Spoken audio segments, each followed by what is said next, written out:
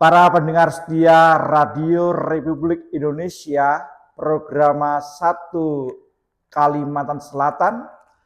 Hari ini kita akan bersama-sama mengadakan mimbar agama Katolik. Saya, Romo Ignatius Alparis Friagono sebagai host, dan narasumber kita dua imam luar biasa bersama Romo Agam itu panggilan sehari-hari dan Romo Wensi juga panggilan sehari-hari. Tetapi siapakah mereka berdua? Mari kita dengarkan nama lengkap. Romo siapa? Pendengar RRI yang budiman, nama lengkap saya Romo Managam Tua Heribertus Simbolon SJ. Biasa dipanggil Romo Agam. Terima kasih Romo Alfa. Selamat malam Romo. Romo Wensi, nama lengkap siapa? Pendengar RRI yang setia di mana saja berada, nama lengkap saya Romo Apolonius Wensi Wawor MSC, biasa dipanggil Romo Wensi. Para pendengar RRI Kalimantan Selatan, hari ini kebetulan kita bersama-sama sebagai orang Katolik memasuki masa Advent yang dimulai tanggal 30 November hari Minggu. Dan sekarang hari ini tanggal 2 Desember kita mengadakan mimbar agama Katolik dengan tema masa Advent. Tentu mungkin nanti setelah ada waktu kita juga akan mendengarkan beberapa informasi di akhir tahun transisi dan refleksi, dan juga beberapa hari yang lalu Gereja Indonesia juga mengadakan Saki. Siapa tahu kita masih punya waktu untuk mendengarkan itu. Dan mungkin baik kita awali mimbar ini dengan sebuah pertanyaan. Para Romo Agam dan Romo Wensi yang terkasih, tentu menjadi sebuah perjalanan tersendiri bahwa tahun liturgi itu dalam gereja Katolik mulai kapan dan berakhir kapan. Mungkin Romo bisa menceritakan sedikit atau banyak boleh tentang masa Advent ini, Romo. Baik, terima kasih Romo Alparis. Pendengar yang budiman, dalam tradisi liturgi gereja Katolik, setiap tahunnya dimulai dengan masa Advent. Maka ketika hari ini, masa ini, kita berada dalam masa Advent, artinya kita sudah berada dalam tahun liturgi yang baru. Dan ini menjadi awal dari sebuah lingkaran atau siklus liturgi yang setiap tahunnya sering ditandai dengan tahun A, tahun B, dan tahun C untuk hari Minggu, dan untuk harian itu tahun 1 dan tahun kedua. Maka pada masa Advent di tahun 2025 ini kita masuk ke tahun A yang kedua. Demikian Romo Alparis. Mungkin Romo Wensi mau menambahkan tentang hal ini? Baiklah Romo Alparis dan Romo Agam, para pendengar RRI yang budiman, masa Advent itu adalah masa penantian. Sebagaimana kita tahu, kata Advent itu sendiri berasal dari kata Latin adventus, artinya kedatangan.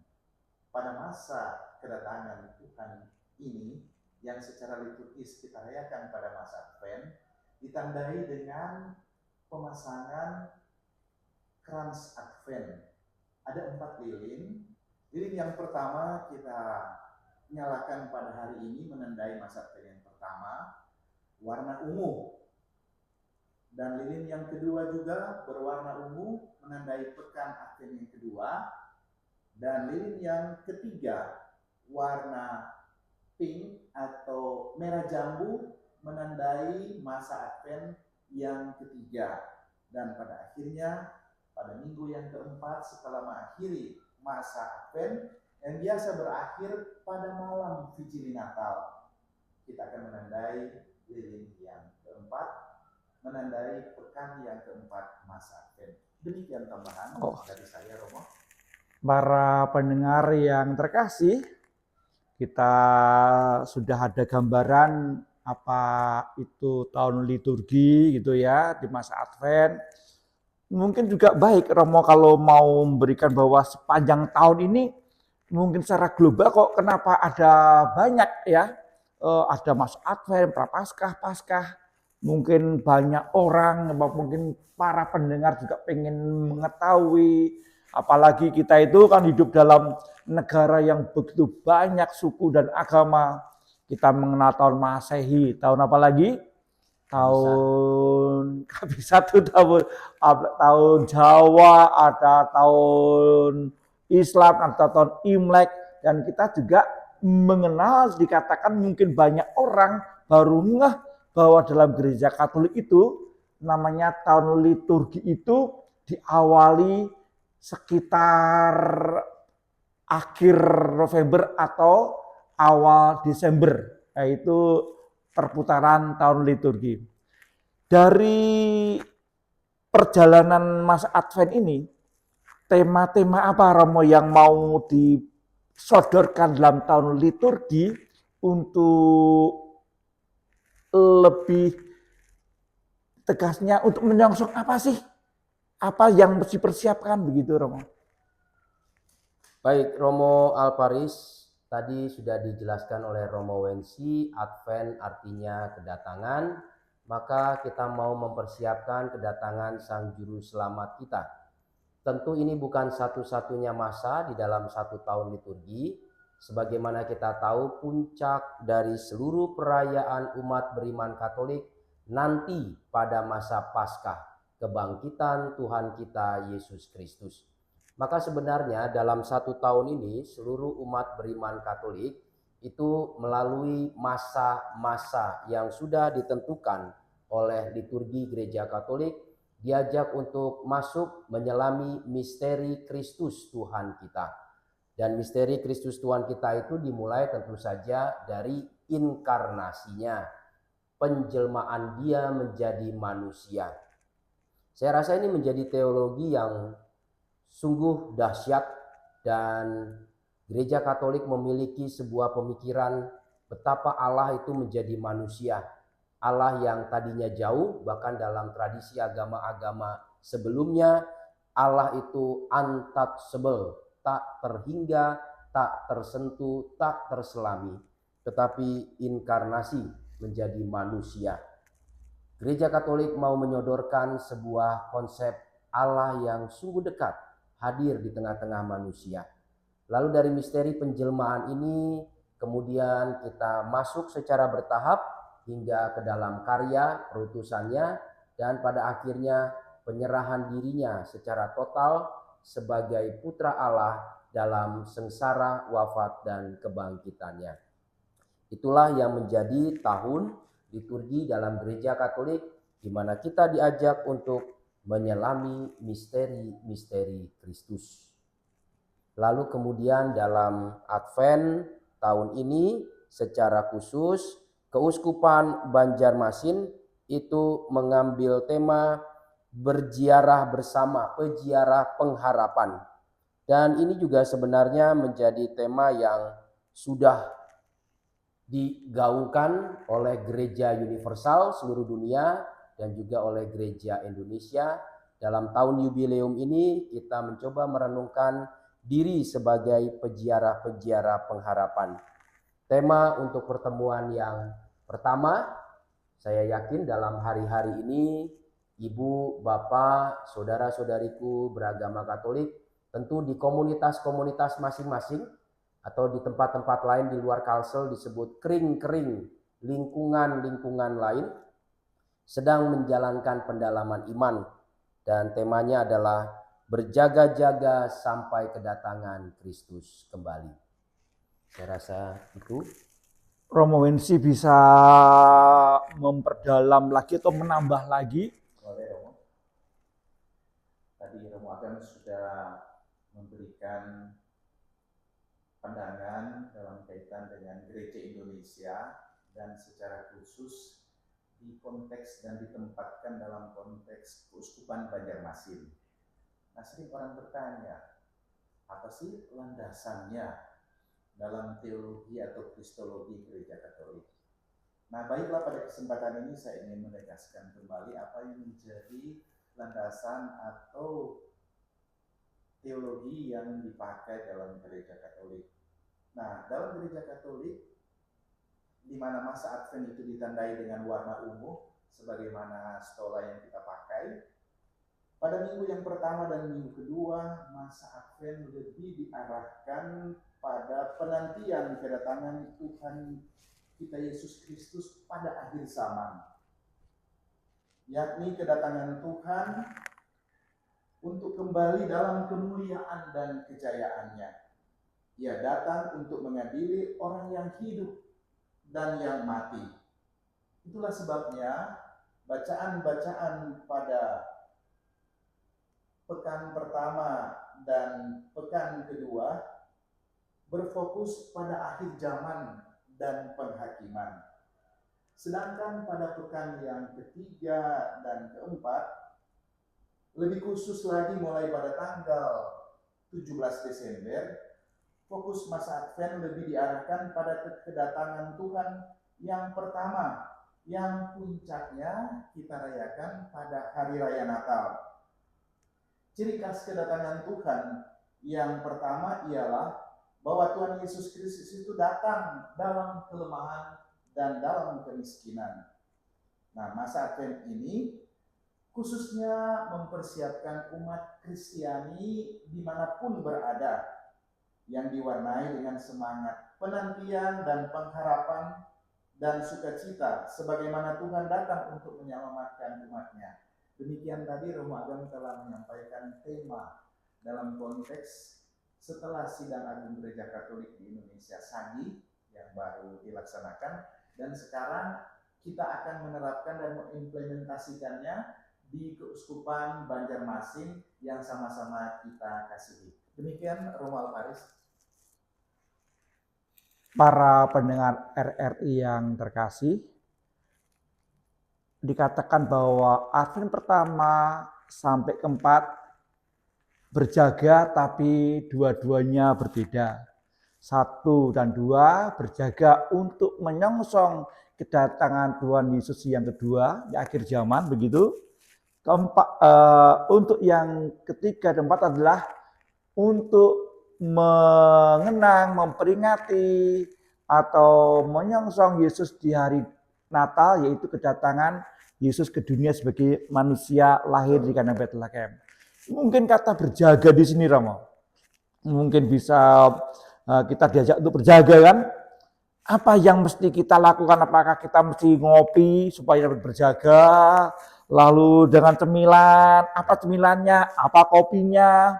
Apa yang supaya kita tetap berjaga untuk menyongsong Tuhan Yesus baik sebagai Yesus yang datang pada akhir zaman, atau mengenang Yesus yang lahir ke dunia sebagai manusia, sebagai bayi yang di Betlehem. Mungkin Romo bisa memperdalam, mengajak umat apa artinya berjaga itu.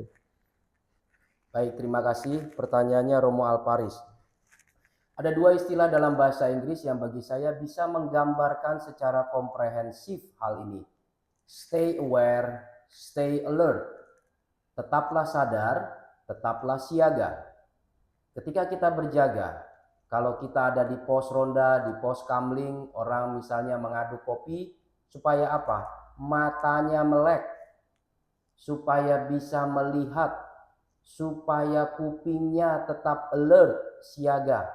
Ketika ada pergerakan sesuatu, kita bisa merespon. Ketika ada suara yang tidak pas dan aneh, mungkin mencurigakan, kita bisa mengambil tindakan. Maka konsep yang sama juga mungkin bisa kita gunakan secara terbatas. Artinya adalah tetaplah sadar bahwa tujuan kita hidup di dunia ini pada akhirnya adalah bersatu dengan Sang Pencipta. Maka ketika Sang Pencipta itu datang dan menghampiri kita, kita sadar dia itu datang. Dan dengan demikian kita juga alert, siaga. Meskipun dia sudah datang, kita tidak lalu bermalas-malasan.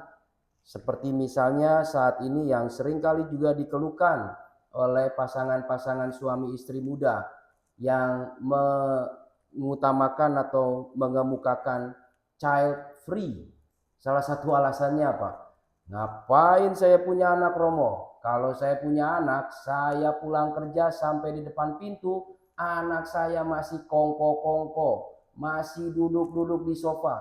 Kalau saya pelihara anjing, bahkan dari pagar pintu gerbang pun dia sudah menggonggong menyambut saya. Model penyambutan macam apa yang mau kita tampilkan ketika Sang Mesias itu datang menghampiri kita?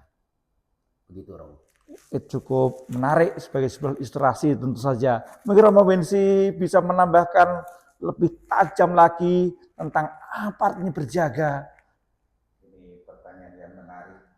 Tadi Romo telah mengantar kita bagaimana kita mempersiapkan diri. Memang kalau minum kopi itu pasti enak, apalagi kalau memang diracik sedemikian rupa, baunya saja apalagi rasanya. Ketika terjadi sesuatu dengan gampang, dengan mudah kita berjaga. Tapi saya mencoba untuk mundur sejenak dalam perjanjian lama berkaitan dengan tokoh-tokoh yang kita kenal dalam kitab suci yang ada dalam sejarah keselamatan kita. Kita tahu seperti bacaan kitab suci hari ini, bacaan pertama kita dengar kitab Nabi Yesaya. Selain itu nanti menjelang Natal, kita akan mendengarkan tokoh yang terkenal, yaitu Yohanes Pembaptis. Anak dari orang tua yang bernama Elisabeth dan Zakaria. Dan nanti kita akan mendengar konkretnya adalah Maria dan Yusuf yang akan melahirkan Yesus nanti. Apa yang terjadi pada mereka pada saat menjelang kelahiran Yohanes dan menjelang kelahiran Yesus. Sepupuan ini dinanti-nantikan. Yohanes dia datang untuk mempersiapkan jalan, menantikan, mempersiapkan umat, bukan pertama-tama mempersiapkan satu rumah yang bagus, satu tempat yang bagus, tapi justru mereka mempersiapkan batin mereka untuk menyambut kelahiran dan kedatangan Yohanes Pembaptis, dan teristimewa menyiapkan dan menantikan kelahiran Yesus Kristus. Kita tahu dalam sejarah ketika Elisabeth mengandung, dia justru mendapatkan tamu yang istimewa dari sepupunya Bunda Maria yang datang melewati pegunungan Yudea dan akhirnya tiba disambut oleh Elisabeth dan anaknya melonjak kegirangan. Sesuatu yang sangat luar biasa. Kendati Bunda Maria juga sedang mengandung.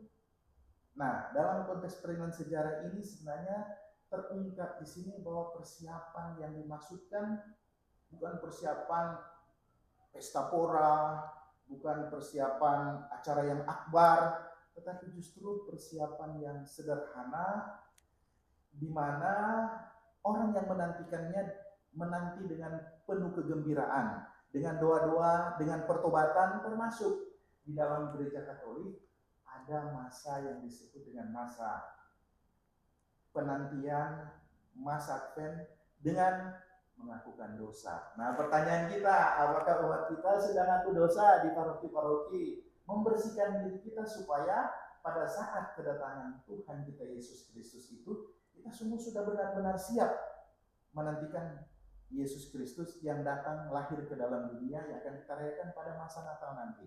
Demikian Romo tambahan saya. Ini cukup menarik lagi Romo. Dikatakan tadi sebagai ilustrasi kan berjaga itu anggaplah sebagai seorang security ya. Sehingga kalau ada pergerakan tahu. Tapi masalahnya mempunyai kemampuan tidak. Kita ketika kita masih berjaga tapi kemampuan merespon atas segala sesuatu apa yang ditangkap oleh indera, mata, telinga, perasaan, apakah kita mampu? Salah satunya dikatakan oleh Romo Wensi tadi adalah dengan mengaku dosa. Mengaku dosa. Mungkin ada selain mengaku dosa apa lagi, Romo? Dalam tradisi gereja Katolik di masa-masa yang lampau, sebenarnya mengaku dosa ini adalah salah satu bagian dari praktek ugahari. Agere kontra. Agere menginginkan, kontra berlawanan. Menginginkan yang berlawanan dengan kehendak badan. Pengennya tidur, tapi ya kerja. Pengennya main, tapi ya belajar. Pengennya jalan-jalan, tapi ya tinggal di rumah. Agere kontra. Menginginkan sesuatu yang berlawanan dengan kehendak badan. Nah, salah satunya juga tadi ya pengakuan dosa. Kalau mau dipikir-pikir juga banyak orang malu mengaku dosa. Dan kalau mengaku dosa, pilih-pilih romonya. Kalau bisa jangan romo paroki. Kalau bisa jangan romo yang muda. Cari romo yang mungkin pendengarannya sudah agak berkurang. Kalau bisa romo yang tidak dikenal. Nah, ini kan semua kehendak-kehendak badan. Melawan apa yang menjadi kehendak badan. Segala macam hal bisa dilakukan selama 1 bulan ini. Dan saya pernah mendapatkan pelajaran yang menarik dari seorang bocah. Bahwa semua praktek-praktek ugahari, semua praktek-praktek agere kontra, itu sebenarnya ketika dibungkus oleh bocah tersebut, dia anggap sebagai kado kelahiran Tuhan Yesus. Betul, Romo. Saya ingin tambahkan, Romo. Seperti Romo Agam tadi telah mengatakan bahwa di masa Advent ini bukan lalu diam secara pasif, menanti dengan pasif. Justru gereja Katolik mengajak umatnya untuk menanti dengan aktif, melakukan sesuatu yang sesuai dengan kehendak Tuhan, melawan ajakan-ajakan dan godaan-godaan yang mengantar kita jatuh dalam dosa. Itu sesuatu yang sangat baik sebagai semangat Kristiani. Tetapi ada hal lain sesungguhnya yang bisa diperluas dari sekedar diam di rumah.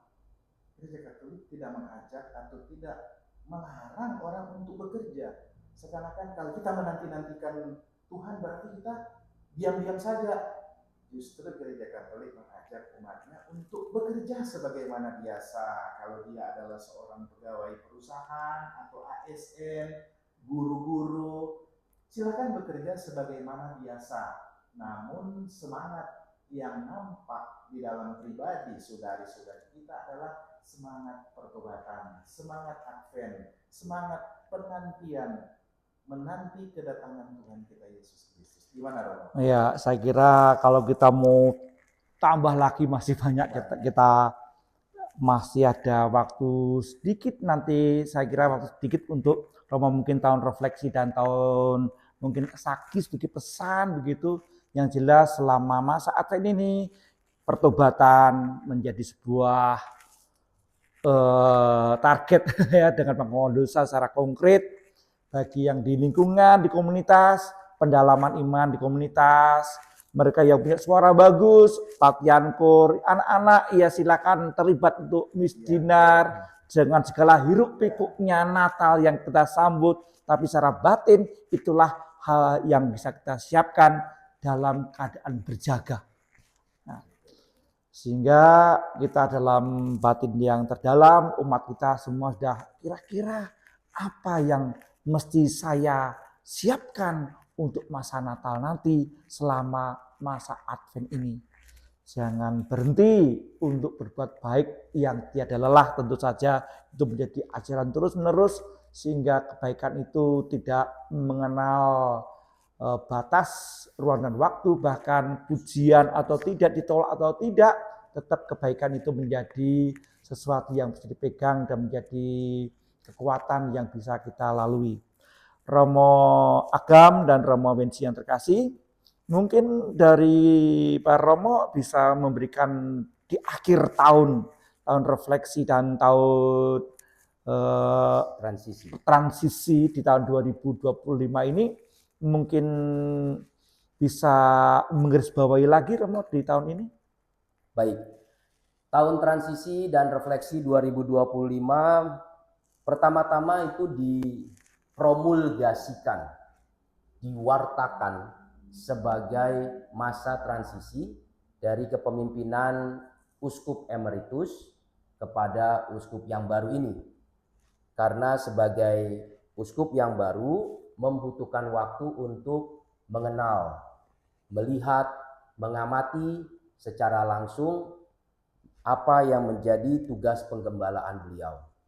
Tetapi lalu kemudian oleh Kuria dan juga DKP, oleh orang-orang yang membantu Bapak Uskup, selain transisi juga diwarnai sebagai refleksi. Bagaimana kita mencoba melihat kembali berbagai karya-karya yang kita buat selama tahun ini. Beberapa poin yang menarik. Pertama, dalam tahun transisi ini, Bapak Uskup mengunjungi semua paroki, mengunjungi semua komunitas hidup bakti, susteran, frateran, bruderan, mereka-mereka yang membaktikan hidupnya. Lalu kemudian Bapak Uskup mengunjungi stasi-stasi yang lumayan jauh di pelosok-pelosok pedalaman. Dan semuanya ini digunakan sebagai kesempatan mengenal umat yang menjadi penggembalaannya. Itu tahun transisi. Bertanya, melihat, mengenal secara langsung dan konkret.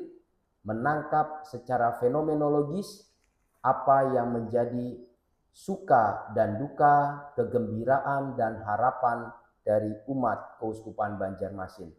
Tetapi tidak hanya itu, juga dengan mereka yang beragama lain.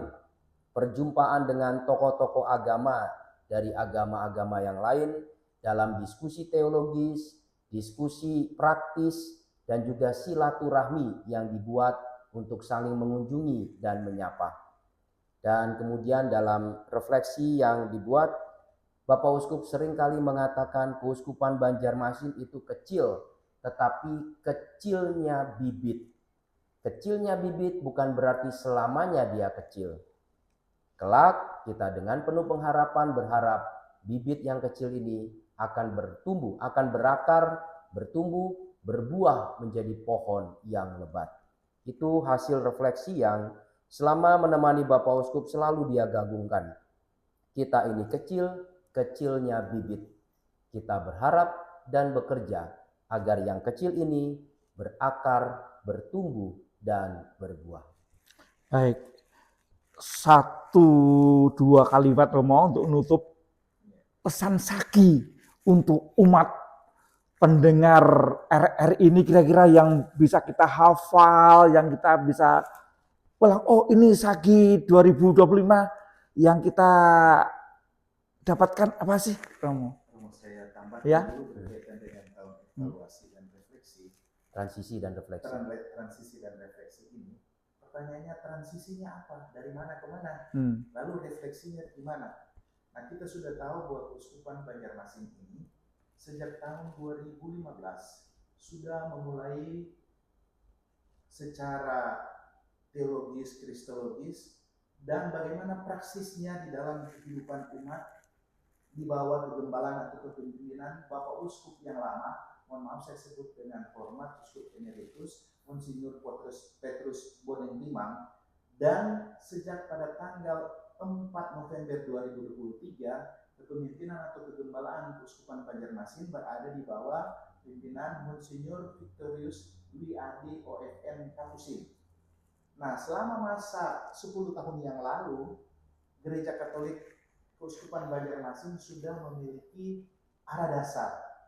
Nah, di dalam arah dasar itu kita tahu apa isinya. Di sana ada visi, ada misi, ada program dan agenda yang perlu dilakukan oleh seluruh umat, termasuk Bapak Uskup, Kuria, para imam, biarawati, dan umat sekalian. Agar apa? Agar mengetahui, agar memahami, agar menghayati, dan mewujudkan sabda Tuhan dan ajaran-ajaran gereja yang direalisasikan dalam program dan agenda di Keuskupan Banjarmasin. Nah, refleksi dan evaluasi serta transisi itu dari konteks ini menuju ke tahun-tahun berikut. Untuk tahun 2026, Romo, temanya adalah tahun misi dan evangelisasi. Demikian tambahan saya. Baik, saya lagi karena waktunya terbatas, 10 detik, mungkin Romo bisa berikan sagi yang bisa dia, bukan pengajaran, mungkin dia pesan.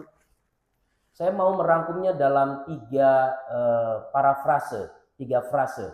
Dan semoga ini bagi mereka yang menonton melalui YouTube bisa melihat secara visual, bisa mengikuti gerakannya. Hasil Saki mengajak kita bersama-sama untuk berjalan bersama, bergerak solider, membangun perdamaian. Sekali lagi, berjalan bersama, bergerak solider, membangun perdamaian.